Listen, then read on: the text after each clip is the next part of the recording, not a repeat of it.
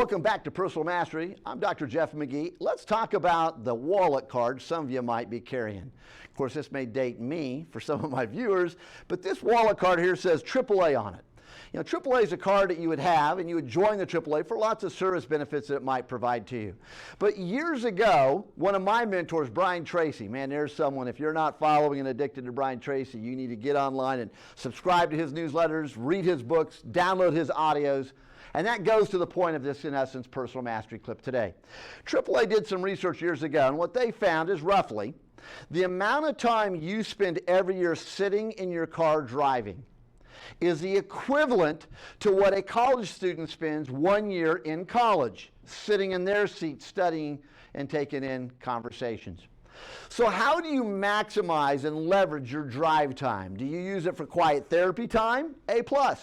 Do you use it to reflect maybe inbound to work, how you're going to be successful today, or debrief it when you're driving back home, or you're on the train or the car or the plane?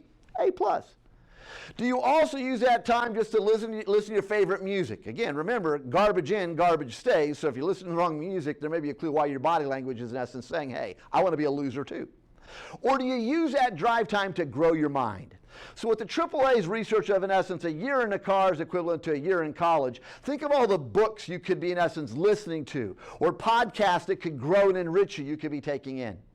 So if you want to grow your mind, recognize drive time might be your strategic secret advantage over lots of other people. I have clients that not only have consumed my books on audio, but consume other books on audio during their drive time to and from work. I have CEOs and entrepreneurs and military senior leaders that's their secret advantage time. When they're in drive time, they're in develop time, listen time. So drive time. Let me give you one last thought on this, in essence, Personal Mastery, to grow your mind.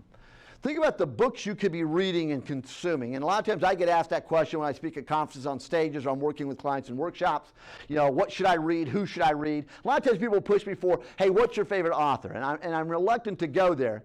Instead, I've created a formula that I want to leave you with here today.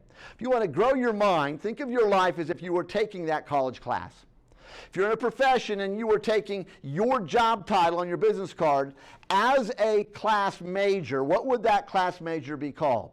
So the first book you should be reading is, go online to any college, if you will, and what's the top leading academic book of the day in your craft? If I were a doctor, if I'm in professional sales, if I'm a project manager, if I'm an agronomist, doesn't matter, pick a job.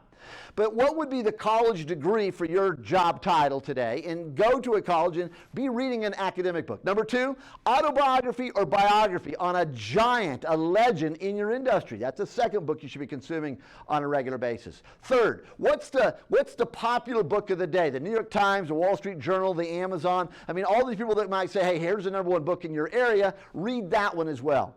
And the fourth one, what's just a fun book that everyone in your industry is reading? If you think about those 4 books, academic, New York Times, leading trade, and something for fun, you will be growing your mind exponentially and be phenomenally successful.